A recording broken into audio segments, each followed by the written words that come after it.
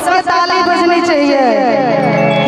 लगेगा कि सुपौल के रंगदार सब हुकारे पार रहा है उधर से। हराइए दिखाइए कि हम हईता हार हमर तू राजा आई लव यू, हम हईता हार हमर तू राजा I love you, I love you राजा, आई लव यू राजा, आई लव यू।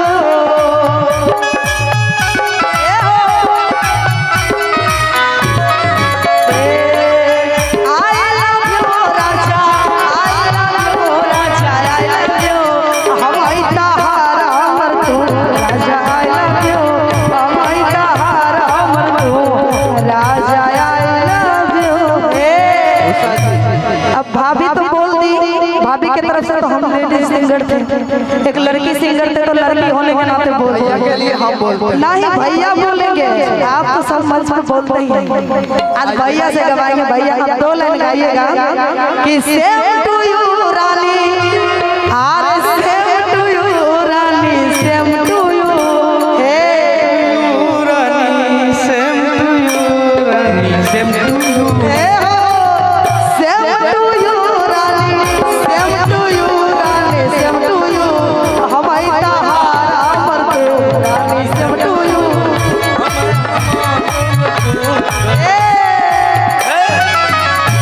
हम सिखाएं आपको, अब अपने से गाइए, नहीं गाइए गाइए, इतना सा लाइन गाने में क्या है, सेम टू यू बोलना है, गाना के माध्यम से बोले सेम टू यू, प्लीज प्लीज। सब लोग देख रहे हैं, वीडियो बना रहे हैं यार, कल दिखाइएगा भैया को। गाइए गाइए 2 लाइन प्लीज, ये स्टेज वायरल होगा जरूर। अरे यार गाइए ना, आप गाइए ना, कल आप ट्रेंडिंग में चलिएगा यूट्यूब फेसबुक में, आप अभी गाइए तो 2 लाइन सेम टू यू रानी गाइए। सेम टू यू रानी, सेम टू यू,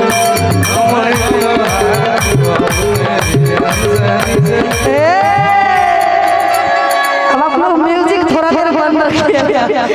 भैया का आवाज म्यूजिक पे सुनाई नहीं देता ना, बिना म्यूजिक के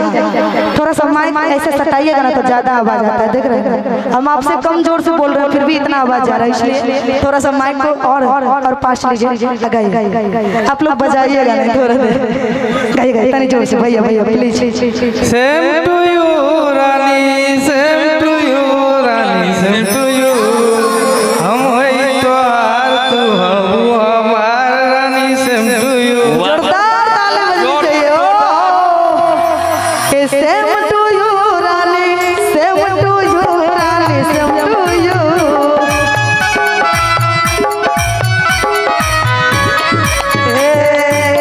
सेम टू यू रानी, सेम टू यू रानी, सेम टू यू, हम आइता हार हमर तू रानी, सेम टू यू, हम आइता हार हमर तू रानी, सेम टू यू। और एक और लाइन भाभी के देख के याद पड़ गया है, कहेंगे प्यारा सा लाइन कि साची कहे तोरे आपन से हमरे, जब भाभी विवाह जाके जनकपुर धाम आती है तो उनका अयोध्या नगरी आती है, तो उनका ननद और देवर मिलके कौन भाव में कहता है, सुंदर सा प्यारा सा लाइन कि साची कहे तोरे आपन से हमरे, आरे अगना में आयल बहार भौजी, कि लक्ष्मी की सूरत ममता की मूरत, लक्ष्मी की सूरत ममता की मूरत, लाखों में हमार भौजी, भौजी लाखों में हमार भौजी, साची का है तोरे आपन से हमरे, साची का है तोरे आपन से हमरे, अगिना में आयल बहार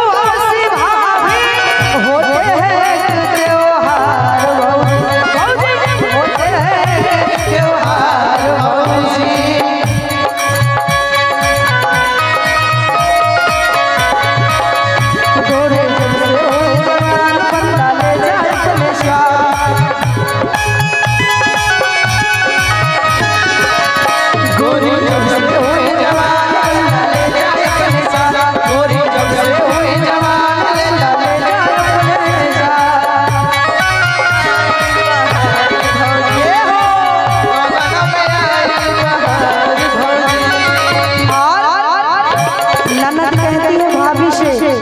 कि जब आप नहीं थे हमारे घर में तो मेरा घर एकदम से लगता था कि भूतों का डेरा है, और जब से आपका पाँव पड़ा है मेरे घर में तो मेरा घर तो क्या बताएं भाभी आपको, मेरा घर लगता है स्वर्ग के जैसा हो गया है। और कौन भाव में ये घर था भूतन का डेरा, जब से परा भौजी तेरा पग फेरा, ये घर था भूतन का डेरा, जब से परा भौजी तेरा पग फेरा। दुनिया बदल गई, हालत संभल गई, दुनिया बदल गई, हालत संभल गई। अनधन के लागे भंडार भौजी, भौजी अनधन के लागे भंडार भौजी।